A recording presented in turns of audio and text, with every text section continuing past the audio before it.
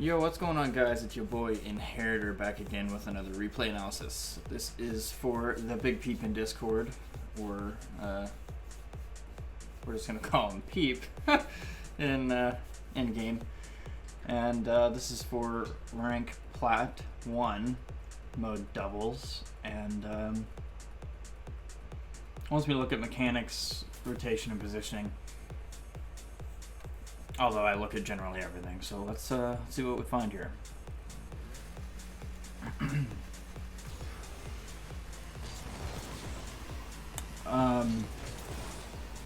First things first, if you're stuck in a situation with a solo queue teammate and you're on the left side, clarify that you are going for the kickoff by using the I got it quick chat, or take the shot. You don't have to be the one to go. Left goes by default, but you never want to be stuck in a situation where both of you are going for the kickoff at the same time. And now look where you're at. You are both right next to each other on the field on their half, and if Volar Bear had gotten a good touch on this ball, a high possibility that you would have gotten scored on here.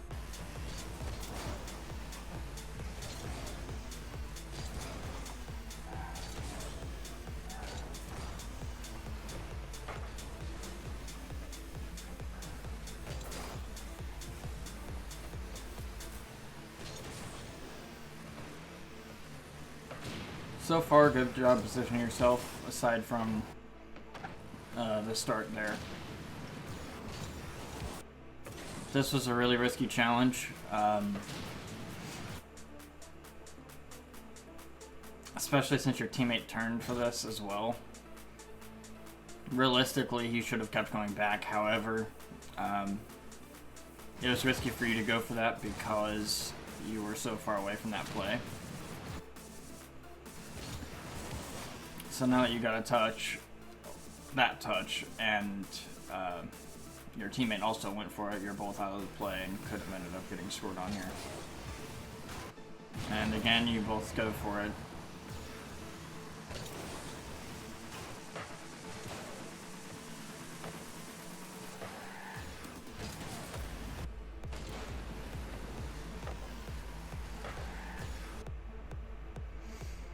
Okay,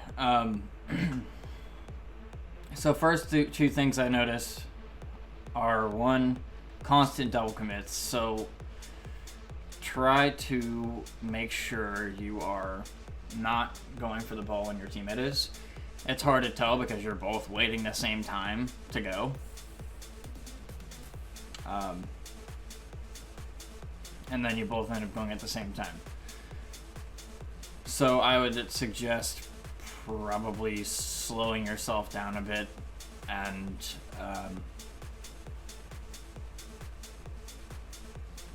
really just try to read your teammate as best you can. This right here where you miss, you really didn't need to rush this. You position yourself here, which is fine, but if you notice, Volar, oh, they both have Volar in their name. Volar JJ is not currently available to go for the ball, and Volar Bear is currently in the air for some unknown reason, so you really didn't have to rush your touch here. You could have just gotten one good touch just by placing yourself where you needed to, and you could have waited for this to do its little bounce thing. So really, if you had just kind of chilled, you wouldn't have had to, you could have gotten a really good clear here if you didn't rush this.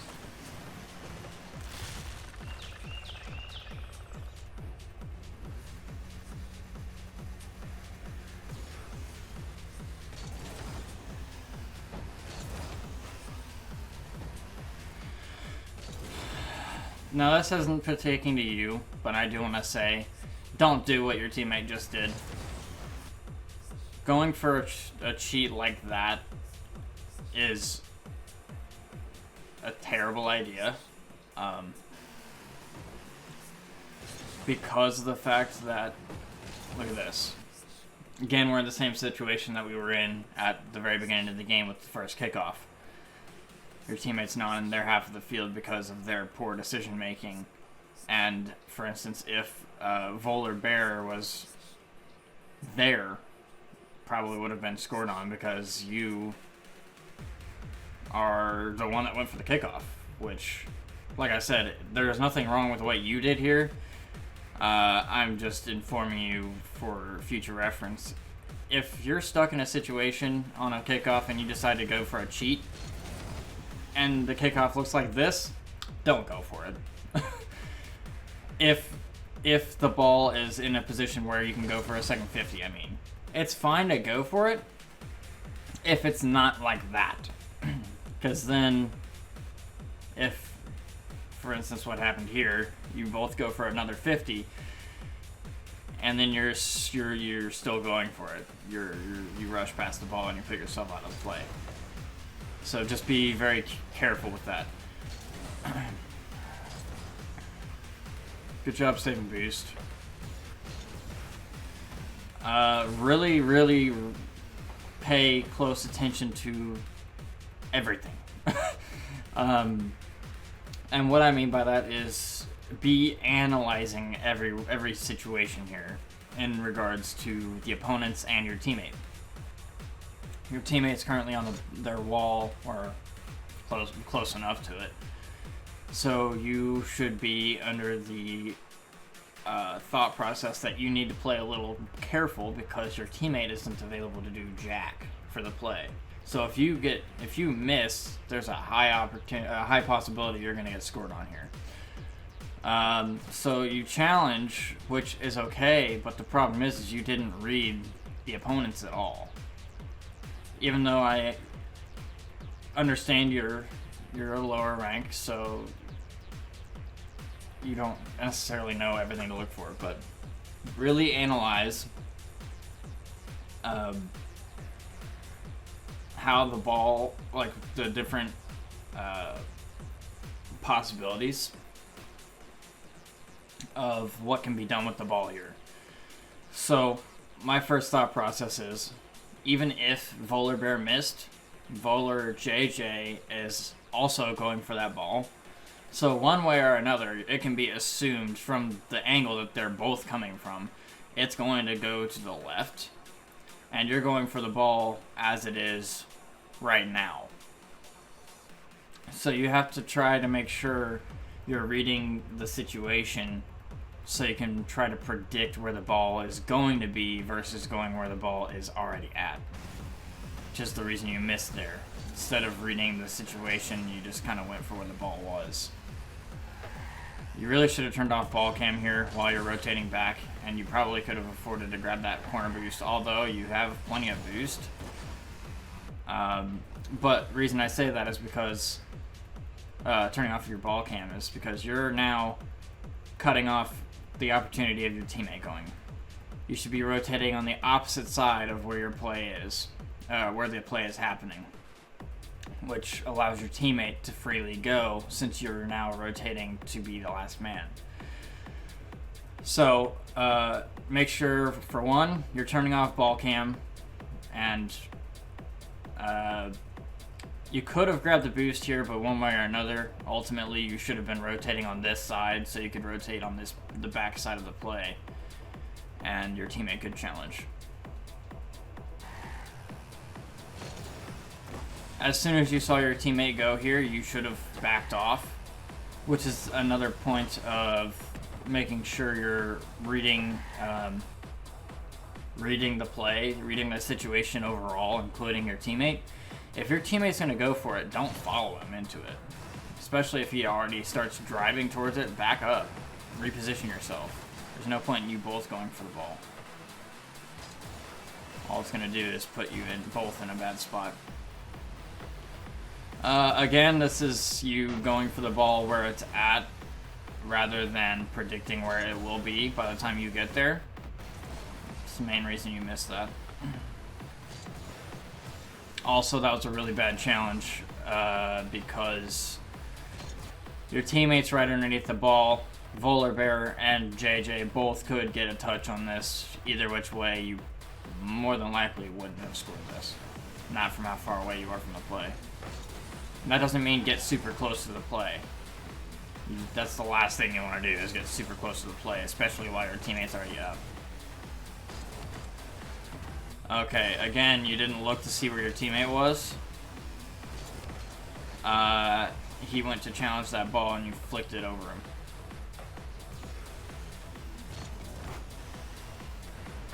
Don't always blast the ball. Try to control the ball a bit.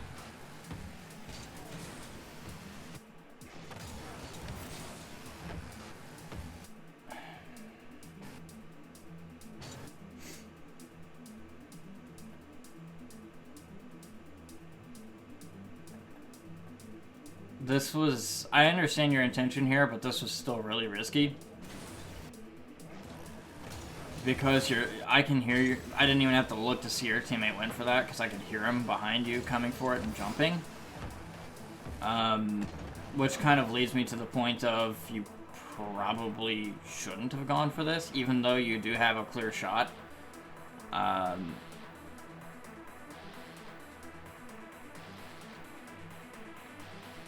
Really utilize your camera movements. Whether your keyboard and mouse or controller, both gives you a option to utilize your camera, even though keyboard and mouse is a little bit more difficult.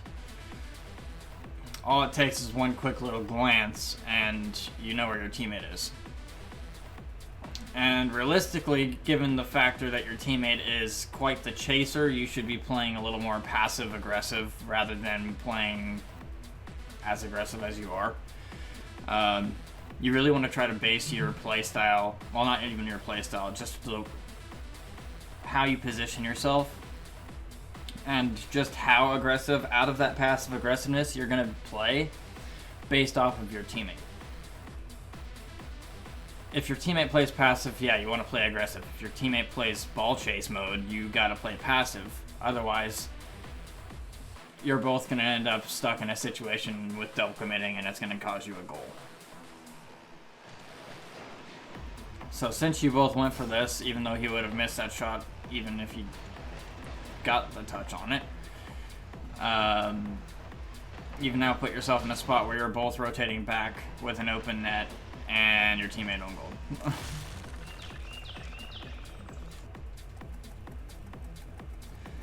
So realistically, it probably would have been best to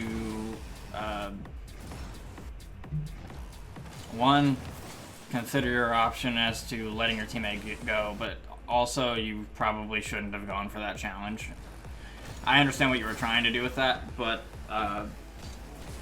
the fact that you missed just really was the reason for getting scored on there.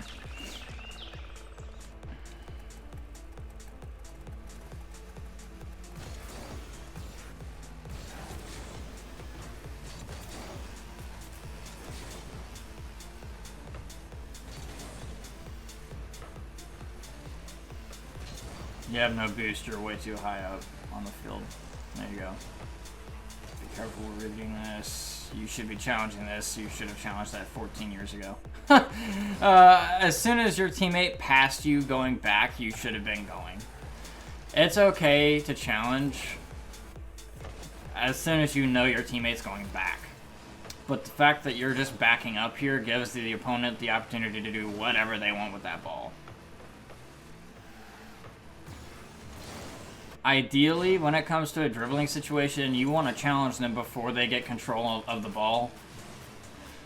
Or as soon as they have a vulnerability, if you will. But only do that if you have the appropriate situation, given your teammate is in a decent point or whatever. You really have to pick and choose wisely, but you definitely do not want to be stuck in a situation where you're just backing up while they have control of the ball. This here was just because you didn't put yourself... there's two things you could have done here. You should have either A, jumped early, like right now, and did a small little aerial towards the ball, and it probably would have pinched somewhere else. Or B, you should have made sure you position yourself here instead of outside of the net. That's the reason you ended up being the one to put that in.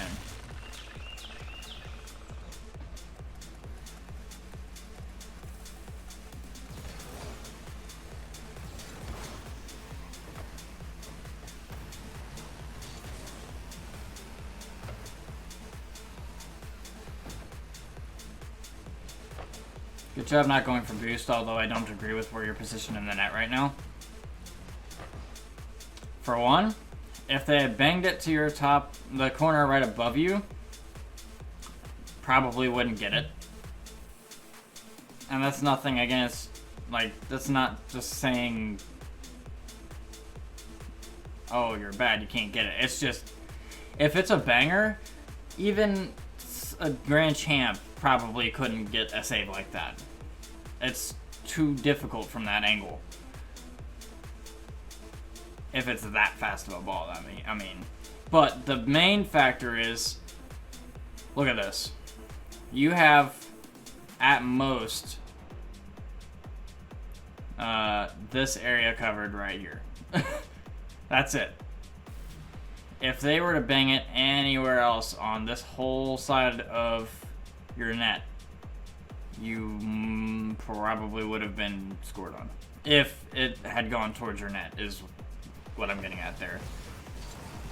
So, ultimately, you want to try to position yourself towards the middle of the net and face yourself in the direction of the play sideways-ish. It's okay to be, you know, diagonal. I'm typically diagonal, but I wouldn't go like full sideways because you're leaving yourself very vulnerable in the backside, which turning yourself this way kind of makes it, diagonally kind of makes it easier for either which direction to a certain degree.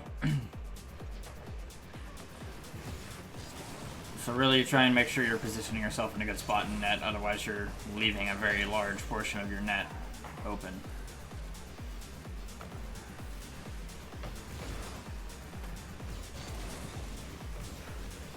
You should be looking to see where your teammate is. Okay. The fact that you didn't know kind of made that really risky. I don't agree with you slowing down right here. You should have positioned yourself for a defensive position in net before going for that.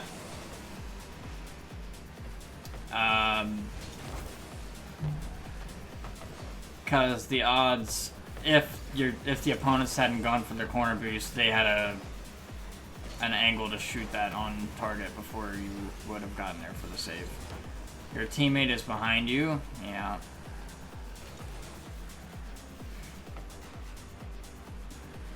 Really make sure you're checking your cams and know where people are on the field at all times. You're not only just your teammate, but your opponents included. If you don't know where people are, you can't really make a good play happen. And again, don't try to blast the ball so much. That's everything I've seen the whole game. Utilize turning off your ball cam and try to control the ball with a dribble. You want to try and keep ball possession, not throw it away. And blasting the ball has very high odds of you throwing away ball possession.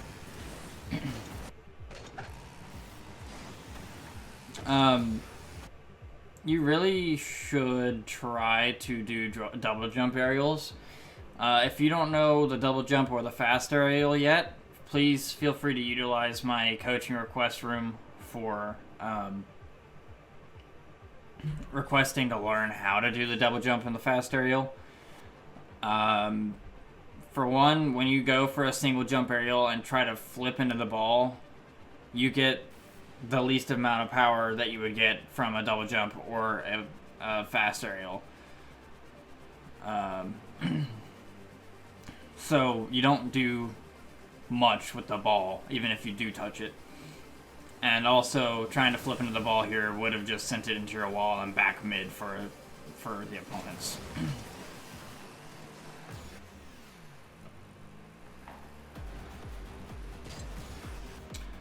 Okay, you put yourself in a situation where you backed up instead of turning yourself around. Well, I mean, you didn't even have to turn, really. I mean, all you had to do is just turn yourself back left instead of backing up all the way around.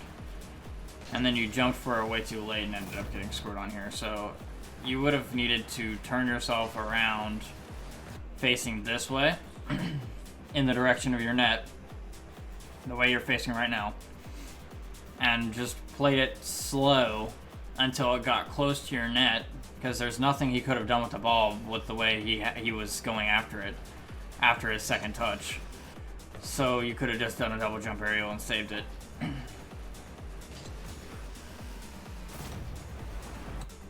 But when you back yourself up here, one, you're not even in your net right now. You're on that post of your net right now. You're just in front of the post of your net. And then you drive forward before jumping, so that gives you forward momentum, which you do not want in this situation. And you also did a single jump aerial, which gives you 0 height and wastes a lot of boost. So you really would have had to, one, make sure you did a fast aerial in this situation.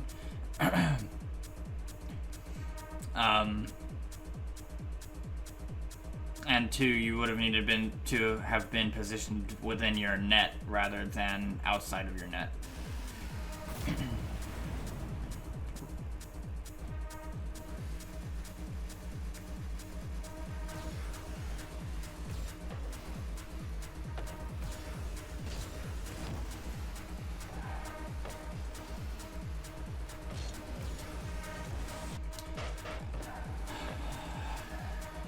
Never go for a ball when the opponent is on the back wall and the ball is up there.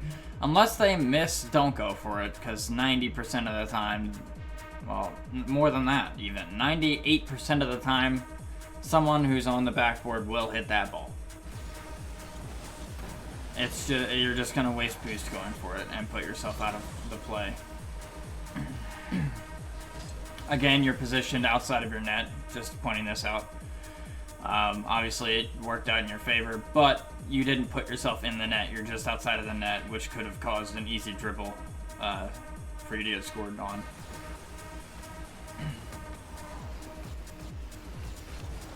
Again, you blasted the ball. You could have turned off ball cam and tried to control the ball here, but you blasted the ball, gave away ball possession.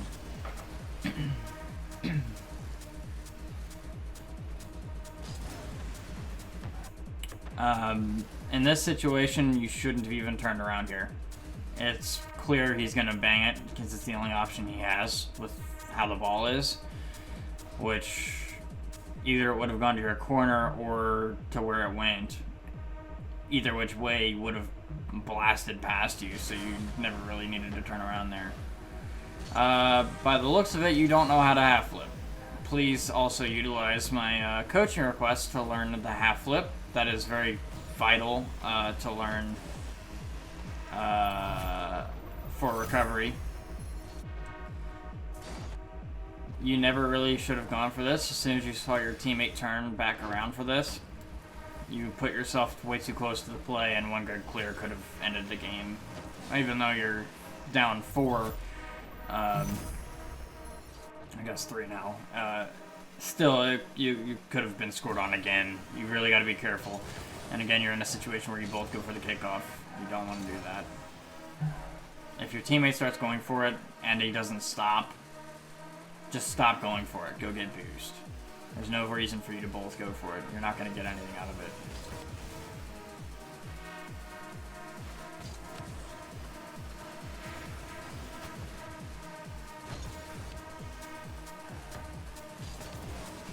Could have turned off ball cam here for 2 reasons. Should have turned off ball cam here, actually. One, your ball cam is up in the air and you can't see a single thing around you. So let's take a look here. Turn off ball cam and you see not much. But that's where using your camera comes into play. Take a small veer to the right with your camera.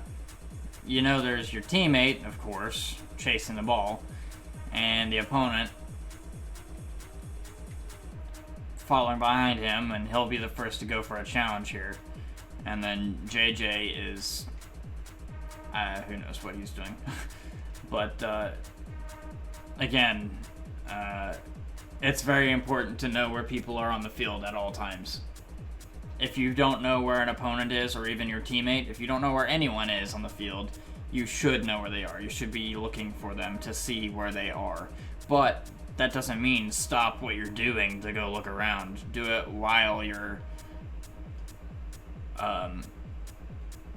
rotating or whatever. I'm not going to say while you have the ball on top of your car or you're controlling the ball, don't do that. Because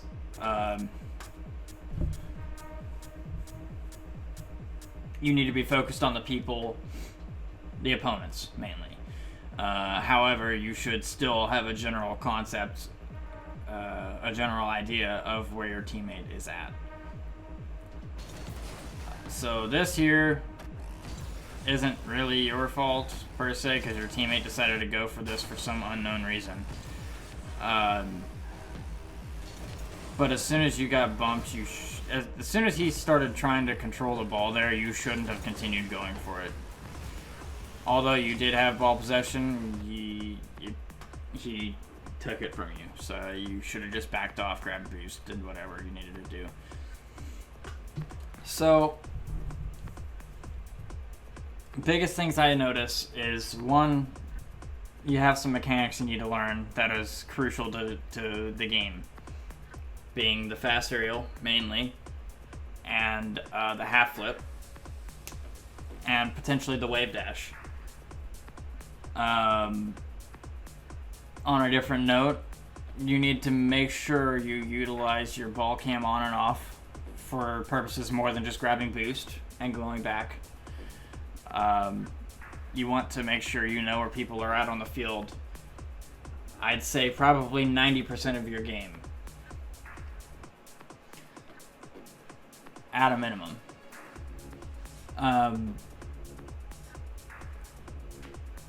You really need to play based off of your teammate, which will tell you how to position yourself for plays. The fact that you both were committing to the ball all the time was a big issue, and one of the main reasons why you all got scored on so much. Versus your team. That's why the fact that neither one of you were really adjusting your own play style to try to accommodate for the other was a big downfall there. So when you look at the field, you see the center line, okay? The center area, and you got 4 lines extending down from the center of the field. So that separates the field into 4 different sections, okay? That's what I would call a quadrant. And if you look right now, what have I done? I don't know what I pressed. Bruh. Well, I broke it. Anyway, you're right here, okay? And this is your teammate. Both of you are in the same quadrant right now, and that is not what you want. Not to mention you're both, like, right next to each other, basically. Which you do not want. So, if you want some more positioning help, I can help you with that. Just throw that as well in the general coach chat rather than the coaching requests. Mainly because the coaching request is for learning like specific mechanics, whereas the general coach chat is for general questions and etc. etc. So if I need to cover proper positioning a bit more in depth, I can. Just let me know. But yeah, those few things are major things that will entirely change your play from being Plat 1 to Diamond 3. that between, I mean, obviously you're going to have to gain the consistency, but those items will go hand in hand. One, knowing where people are. That's going to tell you how to make your play happen and where to position yourself based off of who has the ball at what time. Being able to predict the play. That's another really, really important thing. There were a few times in this replay that you went for the ball, and you went for the ball based off of where it was at that period of time that you jumped. You didn't predict where the ball was going to be, so the moment you jumped, you had already missed before you even started boosting. You wanted to make sure you get a hold of me to learn mechanics that you don't know that are important to your gameplay. Don't focus on all the fancy stuff with the ceiling shots and the air dribbles. It's all not important. You need to make sure you're getting consistent with the basic maneuvers first, meaning your half flip, your wave dashes, your double jump fast aerial, single jump aerial, know when to use those at what periods of time.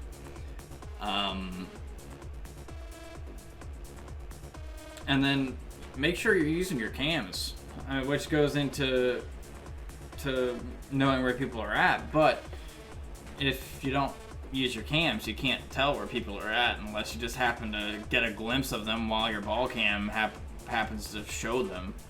But more times than not, you're not going to get that lucky to be able to see what you need to see just off your ball cam. But yeah, man, I hope this helps you. If you have any questions regarding this replay analysis, please post that up in General Coach chat. Yeah, that's all I got for you, man. I hope this helps you out. I wish you the best of luck with your games, and I will. I'll be talking to you on the Discord server. Catch you next time. Cruises.